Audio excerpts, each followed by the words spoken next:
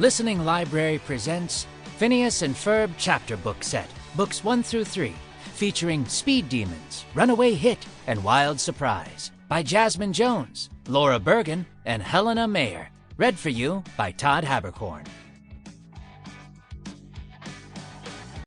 Speed Demons. Part 1. Chapter 1. Phineas Flynn and his stepbrother, Ferb Fletcher, had a problem. It was a beautiful summer day, and they had nothing to do. Here they were, just sitting under a tree with their pet platypus, Perry. "So, Ferb, what should we do today?" Phineas asked. I mean, besides giving Perry a bath. He leaned over to sniff his pet. Ferb looked at Perry. The platypus made a low, clucking sound. Ferb didn't say anything in reply, which wasn't unusual. Ferb was the strong, silent type, except that he wasn't particularly strong. He and his father were from England. Ferb's dad was married to Phineas's mom. Phineas and Ferb had been best friends from the moment they met. They thought of themselves as brothers, not stepbrothers. Just then, a loud, zooming roar cut through the silent summer breeze. Ferb looked at Perry again, but Phineas was already peeking over the backyard fence. A deafening buzz was coming from the other side.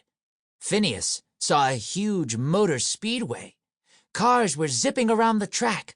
A brilliant idea popped into Phineas's brain. "Awesome!" he cried. "Ferb, I know what we're going to do today." "Oh, I have got to take a new picture of myself for my blog." Phineas's older sister, Candace, frowned at the photo of herself on her cell phone. "I didn't realize mine is already a week old." She pointed the camera at her face and snapped another picture. It looked exactly the same as the old one. "That's better," she said brightly as she walked past the door to the garage. Something strange was afoot in there. Sparks flew. Smoke rose, saws buzzed. Candace stopped in her tracks. "What are you doing to Mom's car?" She glared at Phineas and Ferb. They were busy turning the family sedan into something. It had a large number on the side and turbo boosters on the top. Phineas and Ferb popped out of the roof. "We tricked it out," Phineas explained. Candace rolled her eyes. "You don't even know how to drive." "Well, duh," Phineas shot back. "That's why Ferb built this remote." Ferb held up the remote control and flipped a lever. The car's engine roared to life. Candace narrowed her eyes. "Oh, you are so busted." "Mom!" she shouted, darting through the house. "Mom! Mom!" Candace ran through every room. Her mother was nowhere to be found. Candace finally ran back to the garage. Where's Mom?" she asked. Ferb was jumping on a giant engine, trying to force it under the hood of the family sedan. "She's playing bridge at Mrs. Garcia Shapiro's," Phineas explained. Candace hurried across the street. She couldn't wait to see the look on her mother's face when she saw the car.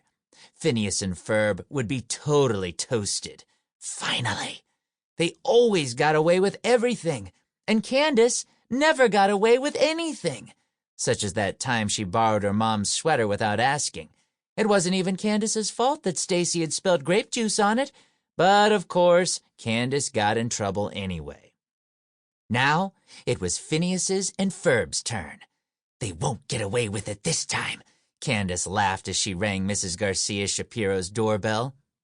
Mrs. Garcia Shapiro's round face lit up when she answered the door.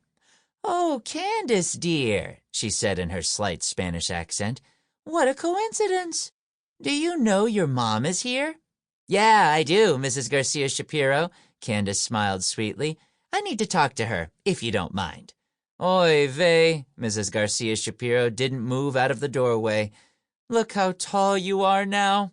You must have grown a couple of inches since the last time I saw you." "That was last week, Mrs. Garcia Shapiro." Candace tried not to sound impatient. She really wanted her mother to see what Phineas and Ferb were doing before they got away with it. but Mrs. Garcia Shapiro loved to chat. "Well, your mom's inside, dear," Mrs. Garcia Shapiro said. "Where are your braces? I thought you were wearing braces." "Yeah," Candace said absently. A car zoomed down the street behind her. It was her mom's car. "Mom!" Candace shouted. "Mom! Mom!" Linda Flynn Fletcher didn't look up from her cards. She and the other members of the bridge club were all sitting at the table. They were in the middle of a hand. "What is it, Candace?" "You have got to see what Phineas and Ferb are doing." Candace looked across the street. The car was zipping back and forth behind her. Phineas and Ferb were on the front lawn watching it go. Ferb had the remote control. Their hair blew back every time the car whooshed past. "Hey, Ferb," Phineas said, peering down at the remote. "What's the red button for?" Ferb pressed the red button. Rockets appeared beneath the car. "Mom!" Candace shrieked just as the car shot into the air. Linda hauled herself out of her chair. "What is it?" she asked.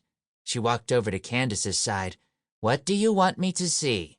"Look!" Candace pointed across the street.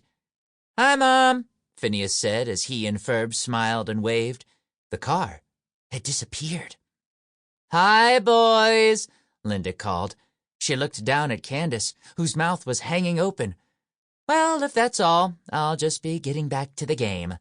Linda turned and went back inside just as the car dropped from the sky, landing right in front of Phineas and Ferb. "Good thing we beefed up the suspension," Phineas said. Ferb flipped a lever, and the car spun around in circles. It moved so fast, it looked like a tornado. "Whoa!" Phineas said, his eyes wide. "What else can it do?" "Hi, Phineas." "Oh, hi, Isabella." Phineas turned to his friend, a pretty black-haired girl who had just appeared beside him. She had on a pink dress and wore a pink bow in her hair. "What you doin'?" Isabella asked. "We're entering the Swamp Oil 500 today," Phineas explained. He pointed toward the racetrack. Isabella thought for a moment. "Aren't you going to need a pit crew?" she asked. Phineas lifted his eyebrows in surprise. Isabella was right. He did need someone to help change his tires and fill up his gas tank between laps. "Do you know a pit crew?" "Well, I know a few people who work well together," Isabella said. "Great, you're hired," Phineas said happily. "See you at the track." He looked over at his brother. "Hey, Ferb, where's Perry?" he asked. Ferb shrugged. Phineas shook his head. This day was getting out of hand. He and Ferb had built a race car. They were about to enter the Swamp Oil 500, and now their pet had disappeared. Chapter 2. Perry the Platypus had an assignment. He pulled out his felt fedora and a remote control. He pressed a button, and a panel on the side of Phineas and Ferb's house slid back. Perry stepped inside. He dropped down a long tunnel and landed in his secret lair. He hurried to the control panel. A giant screen flickered to life. A military man with a serious face and a square jaw looked down at the platypus. Major Monogram was Perry's boss. Perry the Platypus worked for a secret branch of a secret branch of a secret part of the government. He was undercover. Even Phineas and Ferb didn't know his true identity. They thought Perry was just a pet, but the platypus was a secret agent. "Good morning, Agent P," Major Monogram said. A photo of a devious-looking man in a white lab coat appeared on the screen. "The evil Dr. Doofenshmirtz is up to his old tricks," Major Monogram explained. "For reasons completely unknown, he's purchased a giant airship, or blimp, as the kids say. Your mission is to find out why and, if necessary, put a stop to it." Perry nodded. He had dealt with Dr. Heinz Doofenshmirtz before. No doubt he was up to something horrible. But Perry wouldn't let him get away with it. The top of the mechanical tree in Phineas's backyard opened up, and Perry blasted out of his cave in a flying car. The platypus was on the case. Sample complete. Ready to continue?